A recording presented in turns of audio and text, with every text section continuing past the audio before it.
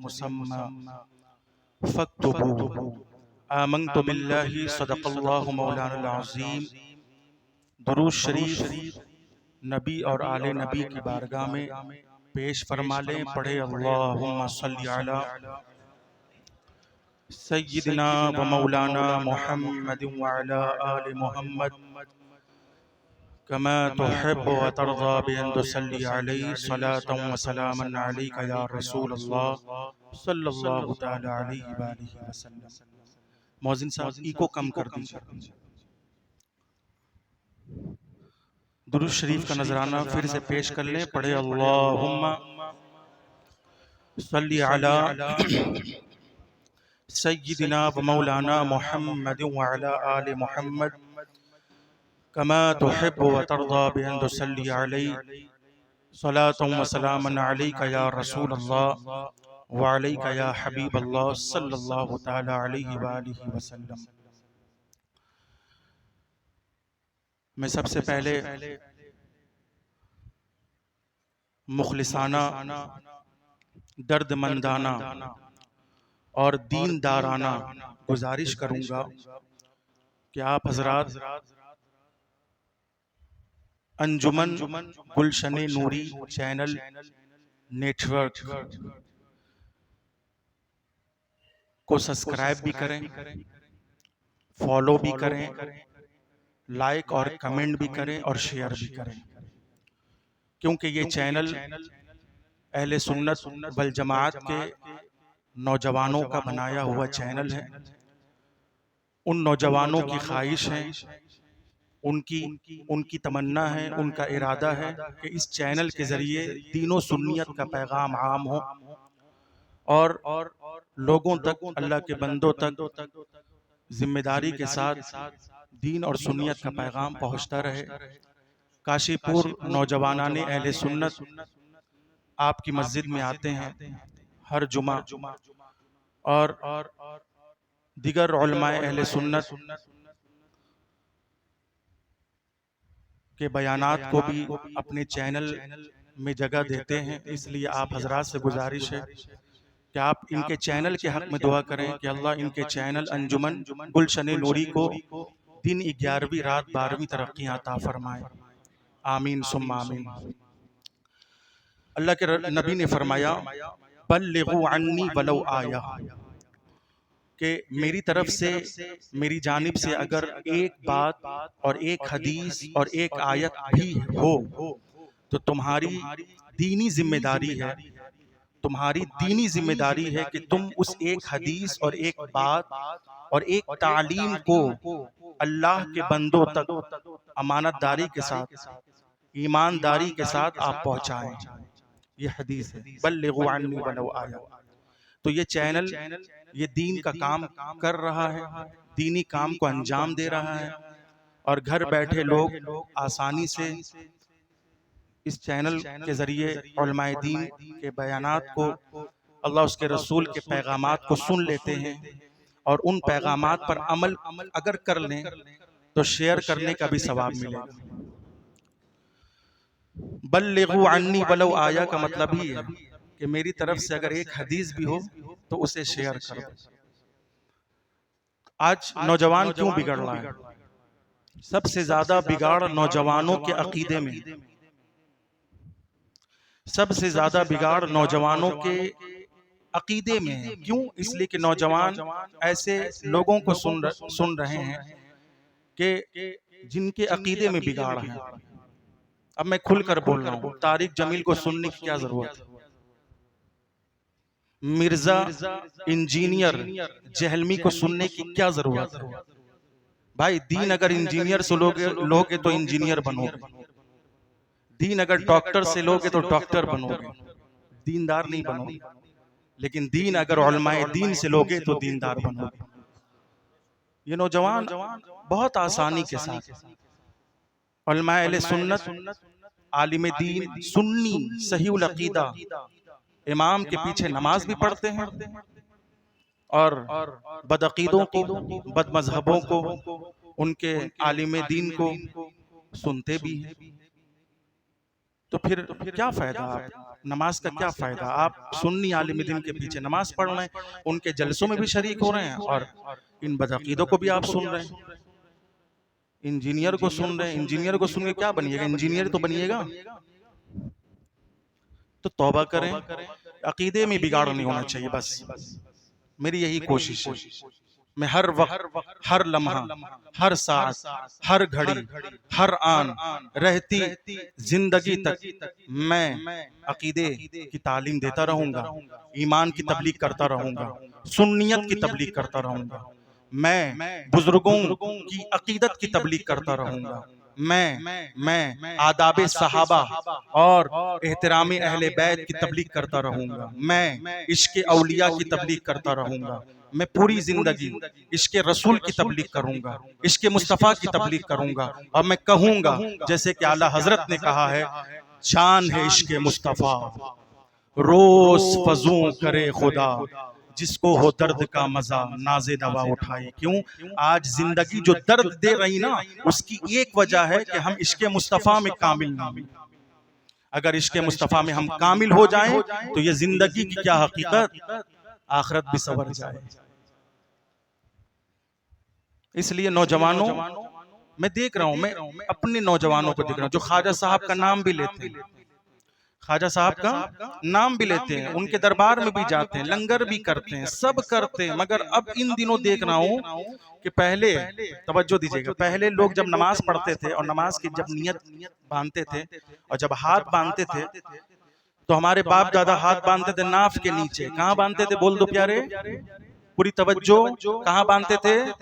अब एक हर चीज में इनको जो है ना लेटेस्ट चाहिए, नया तरीका, नया दीन चाहिए, नया तरीका।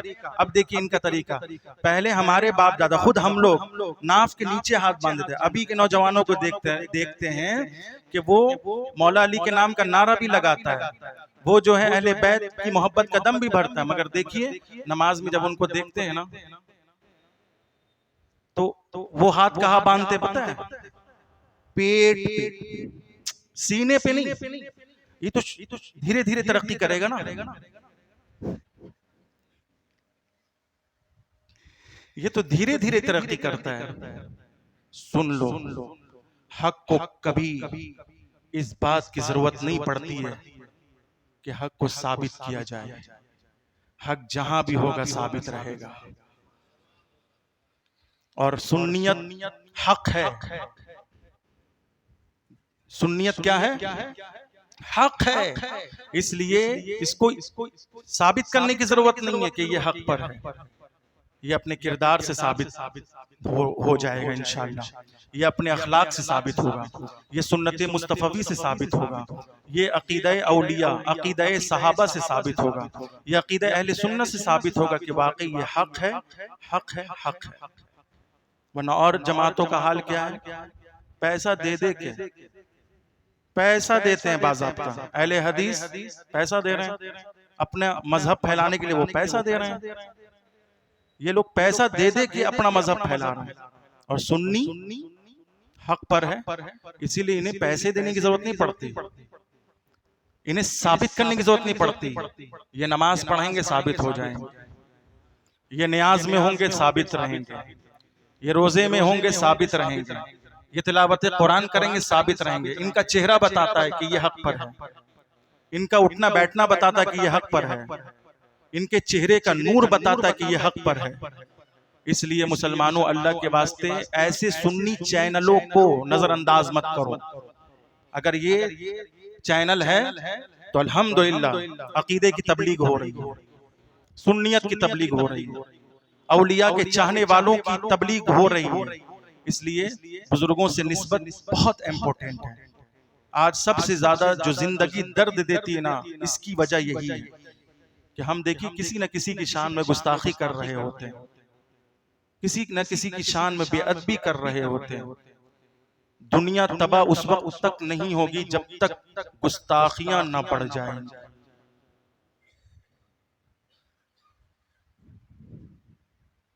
इसलिए ये तबलीग उबलीग का चक्कर एकदम छोड़ दो बाबू, एकदम सुन्नियत पर जमे रहो। और मैंने कहा ना कि सुन्नी सिर्फ वो नहीं होता, तवज्जो दीजिएगा, नियाज, मिलाद, सलाम, दुरूद, ये सिर्फ सुन्नियत नहीं है। सुन्नियत तो असल में ये है कि आप बदअकीदों से कितना बचते हैं। सुन्नियत ये है कि बद मजहबों से आप कितना बच रहे हैं। सुन्नियत ये है कि बदअकीदों की सोहबत से आप कितना बच रहे हैं, ये सुन्नियत है।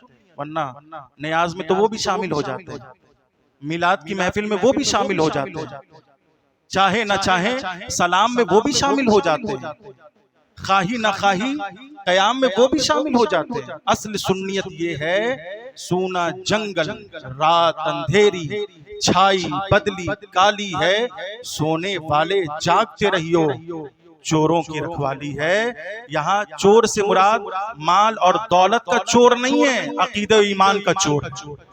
ऐसे चोरों से बचे। तो इस तरह का चैनल जब आए, सुन्नी चैनल हो, तो आप लाइक जरूर कीजिए, सब्सक्राइब कीजिए। ये मेरा चैनल नहीं है, अब मुझे जरूरत भी नहीं है, ये सुन्नियों का चैनल है। ये गौसे पाक के नाम लेवा का चैनल है, ये गरीब नवाज के चाहने वालों का चैनल है, ये आला हजरत के मानने वालों का चैनल है, ये अंजुमन गुलशन नूरी चैनल है, ये अहले सुन्नत के नौजवानों का चैनल है, ये गुमराहियत से बचाने वाला चैनल है। हमें अपने चैनल की जरूरत नहीं है। मेरा चैनल तो नजफ से है, मेरा चैनल तो करबला से है, मेरा चैनल, मेरे चैनल के लिए बगदाद के गौस काफी हैं, मेरे चैनल के लिए किचौचे का मखदूम काफी है। ये इनकी बात कर रहा हूँ। ऐसे सुन्नी चैनलों को सब्सक्राइब करो, देखो, अपने बहनों को, अपने भाइयों को घर तक पहुंचाओ, क्योंकि हदीस है। मैं अपनी तरफ से नहीं कह रहा हूँ, मैं हदीस कह रहा हूँ, बल्लिगू अन्नी वलौ आया, कि मेरी तरफ से अगर एक बात भी तुम तक पहुंचे तो तुम्हारी जिम्मेदारी बन गई कि तुम लोगों तक पहुंचाओ। खयानत मत करना, खयानत मत करना।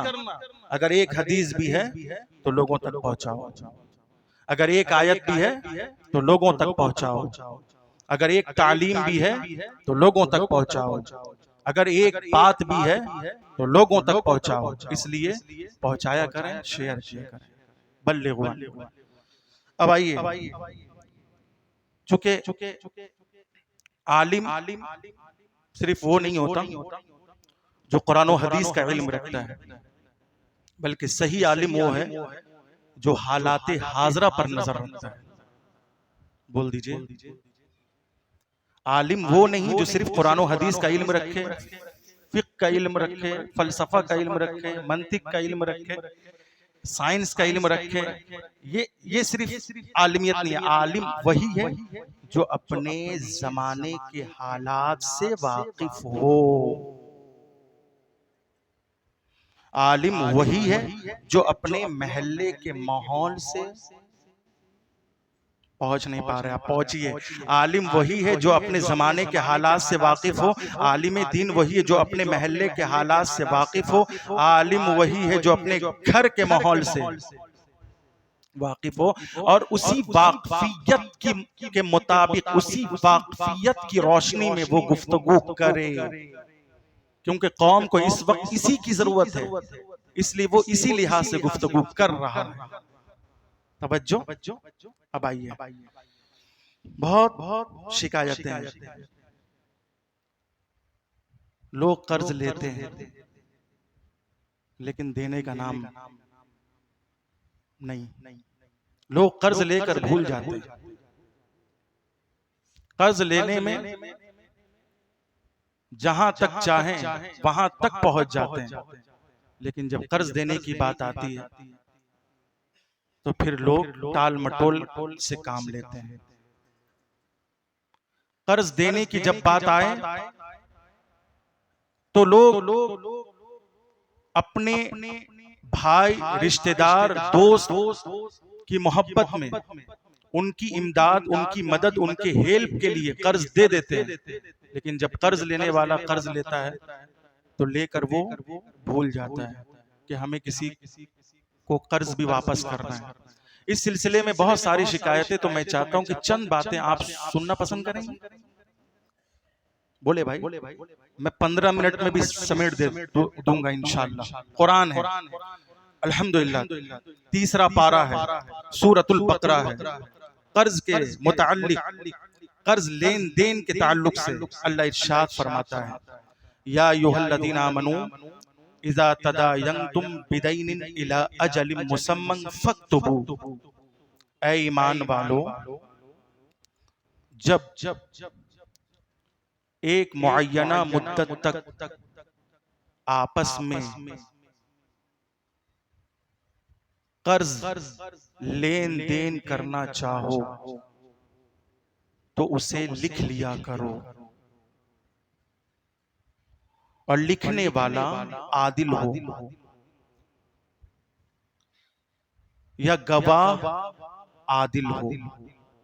जिसके सामने तुम कर्ज लेन देन कर रहे हो वो गवाह क्या हो?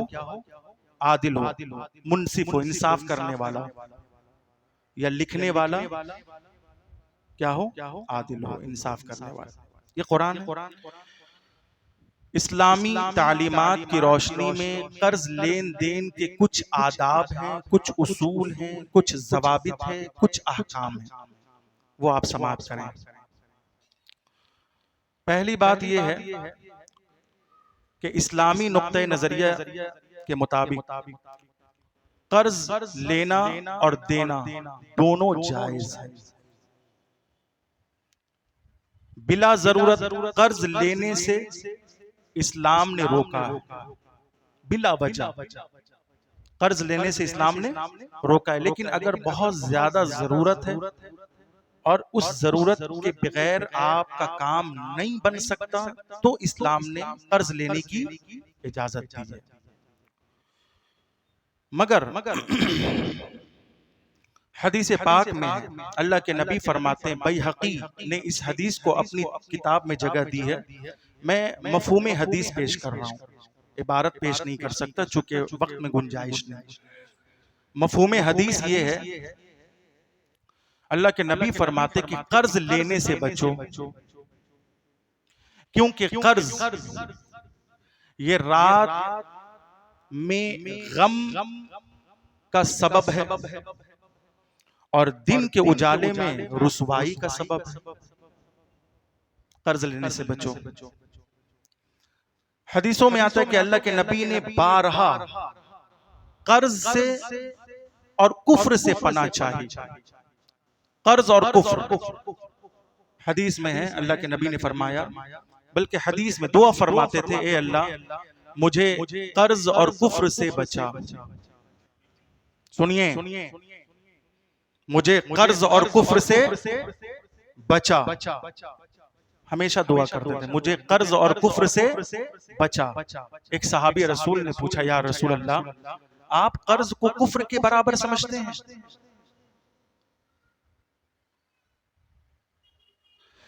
आप कर्ज को कुफ्र के बराबर समझते हैं? क्या कर्ज और कुफ्र दोनों बराबर है? तो नबी ने फरमाया कि कर्ज कुफ्र का सबब है।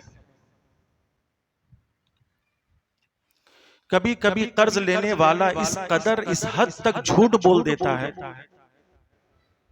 और वादा खिलाफी करने लगता है कि वो मुनाफिकत के दर्जे पर पहुंच जाता है। इसीलिए अल्लाह के नबी ने फरमाया कि कर्ज और कुफ्र से, कर्ज से ऐसे ही बचो जैसे कि कुफ्र से बचते हो। और एक हदीस में कि अल्लाह के नबी दुआ करते थे, अल्लाह मुझे गुनाह और कर्ज से बचा, क्योंकि कर्ज ये बरकत को खत्म कर देता है, बिला वजह, बिला जरूरत कर्ज। और एक हदीस में है कि वो जो बंदा कर्ज इस नियत से लेता है कि फिर उसकी नीयत ये है कि वापस नहीं करेगा, कर्ज ना लेने की नीयत से अगर किसी से कर्ज ले और ना वापस ना देने की नीयत हो, वापस लौटाने की नीयत ना हो, कर्ज लेते वक्त उसके दिल में चोर हो और हड़प की नीयत हो, तो सुने हदीस में है कि वो कल क़यामत वाले दिन जब अल्लाह से मिलेगा तो चोर की हैसियत से मिलेगा। होता है कि कर्ज लेते वक्त एक नियत होती है कि इससे कर्ज लिया जाए और फिर वापस थोड़ी ना करना है, चाहे हमें झूठ पे झूठ बोलना पड़े, चाहे मुझ पर मलामत की जाए, चाहे लानत की जाए, मैं तो वापस नहीं करूंगा। कुछ ऐसे भी लोग हैं, इस किस्म के लोग, अल्लाह उन्हें हिदायत दे। तो हदीस में है कि कल क़यामत के दिन उसका हश्र चोरों के साथ होगा और वो अल्लाह से मिलेगा इस हाल में कि वो चोर है। अल्लाह के नबी की बारगाह में जब जनाजा आता था तो अल्लाह के नबी दरियाफ्त फरमाते कि कहीं इस मय्यत पर किसी का कर्ज तो नहीं है। दरियाफ्त करने के बाद अगर वाकई वो मय्यत मकरूज निकलती तो अल्लाह के नबी इनकार कर देते थे, जनाजा नहीं पढ़ाते थे। सहाबा से कहते तुम अपने भाइयों का जनाजा अदा कर, अपने भाई का जनाजा अदा कर लो, तुम पढ़ लो जनाजा, मैं नहीं पढ़ूंगा। शहीद का, शहीद इस्लाम जो इस्लाम की हिमायत में, दीन की हमीयत में और अल्लाह उसके रसूल की मोहब्बत में शहीद हुआ, उसका मर्तबा तो बहुत आला है, बहुत अफजल है। उसके बारे में है कि वो जिंदा है, क्या है, जिंदा है। लेकिन जब कर्ज का मसला आया, कर्ज का जब मसला आया तो शहीद के बारे में भी ये हुक्म है कि शहीद का हर गुनाह माफ कर दिया जाएगा, लेकिन कर्ज वाला गुनाह माफ नहीं किया जाएगा। अल्लाह उसका हर गुनाह माफ कर देता है, उसकी खता माफ कर देता है, उसकी गलती माफ कर देता है, लेकिन कर्जा माफ नहीं करता। अब ये एक फैशन चल पड़ा है, कर्जा लेने का एक फैशन चल पड़ा है।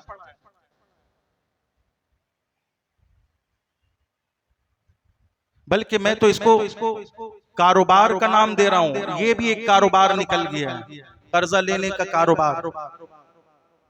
सूद से काम नहीं चल रहा था, सूद तो सख्त हराम है, नाजायज है, इंसान को बर्बाद कर देता है, खानदान का खानदान खत्म कर देता है सूद। अब क्या किया जाए? तो अब कर्ज के नाम पर कारोबार करो, ये भी एक कारोबार चल रहा है और देखना ये बहुत तरक्की करेगा अगर कर्ज देने वाले अपने हाथ को नहीं रोके तो। अल्लाह के वास्ते जिसने आपको कर्ज दिया है, आज भी मौका है, आज भी वक्त है। अल्लाह उसके रसूल की रजा के लिए आप ईमानदारी के साथ उसका कर्ज लौटा दें। वक्त है, आज मोहलत है, वरना फिर क़यामत वाले दिन और खुद कब्र में भी ना उसे जन्नत में जाने दिया जाएगा। सुने, कब्र में भी अगर मकरूज मर गया, मौत तो कभी भी आ सकती है ना, कर्ज के लिए मोहलत दे रहे हो लेकिन मौत के लिए कोई मोहलत नहीं, कभी भी आ सकती है। अगर वो मकरूज मर गया तो कब्र में ना, अगर वो सवाल का जवाब दे भी गया, रब के बारे में जवाब दे दिया, दीन के बारे में दे दिया, हुजूर के बारे में दे दिया, हुजूर का आशिक था दे दिया, दुरूद वाला था दे दिया, सलाम वाला था जवाब दे दिया, मिलाद वाला था जवाब दे दिया, सुन्नी था जवाब दे दिया, लेकिन फिर भी कब्र के अंदर कर्ज की वजह से ना उसके लिए जहन्नम की खिड़कियां खोली जाएगी, न जन्नत की खिड़कियां खोली जाएगी। मुअल्लक रहेगा वो, उसका मामला मुअल्लक। एक वक्त हदीस में अल्लाह के नबी ने फज्र की नमाज पढ़ाकर अपने सहाबा की तरफ मुतवज्जे हुए और फरमाया, ए मेरे सहाबा,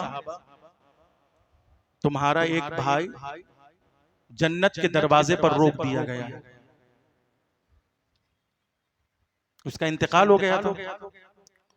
कुछ ही दिन के बाद अल्लाह के नबी ने फज्र की नमाज पढ़ाकर कहा कि तुम्हारा एक भाई जन्नत के दरवाजे पर रोक दिया गया है, अब तुम्हारी जिम्मेदारी है, चाहो तो उसे अल्लाह के अजाब से बचा लो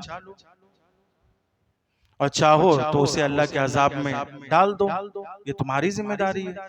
यानी अल्लाह के नबी ने इशारतन ये फरमाया कि उसकी जानिब से कोई बंदा तो कर्ज अदा कर दे ताकि वो जन्नत का हकदार हो जाए। ये न मरने देता है न जीने देता है। इसलिए अगर अल्लाह का खौफ है, अल्लाह का डर है, तो पहले तो कर्ज देने वापस लौटाने की नियत कर लें कि हमें कर्ज लौटाना, चाहे तो 2-2 रुपए करके हो, 1-1 रुपए करके हो, हम चुकाएंगे, हम लौटाएंगे। अल्लाह के नबी ने फरमाया कि कर्ज की अदायगी में टाल मटोल करने वाला किसी जालिम से कम नहीं, कर्ज की अदायगी में टाल मटोल करने वाला किसी जालिम से कम नहीं है। और आज सबसे ज्यादा मेरे पास जो शिकायत आ रही वो कर्ज के मामले में। इसलिए आप मेरे अपने हो, मैं आपको समझाऊंगा, मैं आपको बताऊंगा, मैं आपको सिखाऊंगा, मैं आपको सही रास्ता दिखाऊंगा। अपने लोगों को, अरे मैं तो वो हूं, मैं नहीं बल्कि हम लोग तो वो हैं, करबला वाले तो वो हैं, खानवादा मुस्तफा तो वो हैं कि जो गैरों को भी रास्ता दिखाते हैं। आप तो अपने हो। इसलिए अगर किसी का कर्ज लिए हो, 5,000 हो, 10,000 हो, 20,000 हो, लाख हो, 2 लाख हो, तो आज उससे मिलो, वादा करो, मुआहदा करो, धीरे धीरे धीरे करके चुका दो और मरने से पहले अपने घर वालों को वसीयत कर जाओ, क्योंकि ये बहुत संगीन मसला है। करेंगे? बोले? ये बहुत संगीन मसला है। सबसे आजाद वो इंसान है कि जिसके जिम्मे कोई कर्ज नहीं, जिसके ऊपर कोई कर्ज, वो आजाद है, वो जहन्नम से आजाद है, वो दुनिया के कैदो बंद से आजाद है, वो दुनिया के गम से आजाद है। कोई दावा नहीं कर सकता कि फला के ऊपर मेरा कर्ज है, पैसा है, कोई नहीं कर सकता, क्योंकि वो आजाद है। इसी आजादी के साथ जियो और मेहनत करें। आप कसबे माश के लिए नौकरी तलाश करें, आप रिज़्क़े हलाल की कोशिश करें, आप 4 घंटा 5 घंटा 8 घंटा आप ड्यूटी करें, अपने हाथों की रोटी खाएं, कमाई की रोटी खाएं, पसीने की रोटी खाएं। ये क्या बैठे बैठे बस किसी से कर्ज ले लिया। मैं कहता हूं और कह रहा हूं कि अपना हक, अपना मेहनताना, अपनी मजदूरी मुंह खोल कर मांगो, हया मत करना, शर्म मत करना कि लोग क्या कहेंगे। अपना मेहनताना, जो आपने मेहनत की, जो आपने वक्त दिया। अगर डॉक्टर एक पर्ची भी लिख रहा है ना, तो उसका भी मेहनताना है।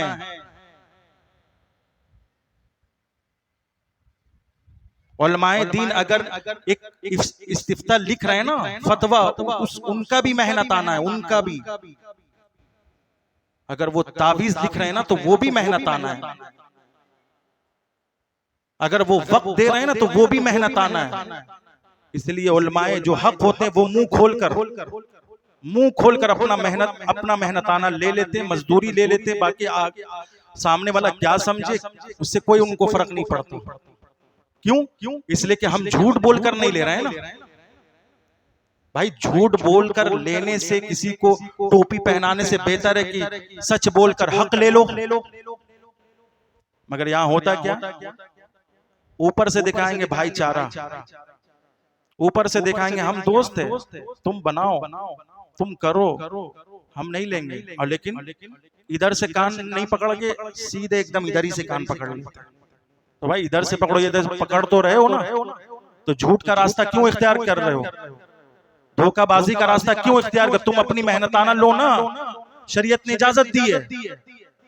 मगर झूठ बोलकर हाँ इसमें इतना लगेगा, इसमें उतना लगेगा, इसका इतना खर्च आएगा, उसका उतना खर्च, जबकि उतना खर्च नहीं है। सीधा बोल दो मेरा इतना खर्च पड़ेगा। अरे नहीं समझ रहे हो, मैं तरीका बता रहा हूं। क्यों झूठ बोलकर अपने रिस्क को हराम करते हो यार। मेहनताना लिया करो मुंह खोलकर। मौला अली मौलाए कायनात मुश्किल कुशा फरमाते हैं, इमाम अली 12 इमाम बैत में सबसे अव्वल इमाम इमाम मौला अली फरमाते हैं कि अपना हक मांग कर भी ना मिले तो छीन कर ले लिया करो। इसमें कोई कबाहत नहीं है, इसमें कोई पकड़ नहीं है। इसलिए अल्लाह के वास्ते इस तरह के कर्ज से बचें। अल्लाह हम सबको बचाएं, सूद से बचाएं, रिस्क हराम से बचाएं, कोड़िया पन्नी से बचाएं, बैठकर रोटी तोड़ने से बचाएं, मेहनत मशक्कत कसबे माश रिस्क हलाल की तौफीक अता फरमाएं। सिद्क़ दिल से पढ़ ले, मेरे साथ मिलकर शरीक हो जाएं। अस्तगफिरुल्लाह रब्बी मिन कुल्ले ज़म्बिन अज़नबतुहु व अतूबु इलैहि ला इलाहा इल्लल्लाहु मुहम्मदुर रसूलुल्लाह सल्लल्लाहु तआला अलैहि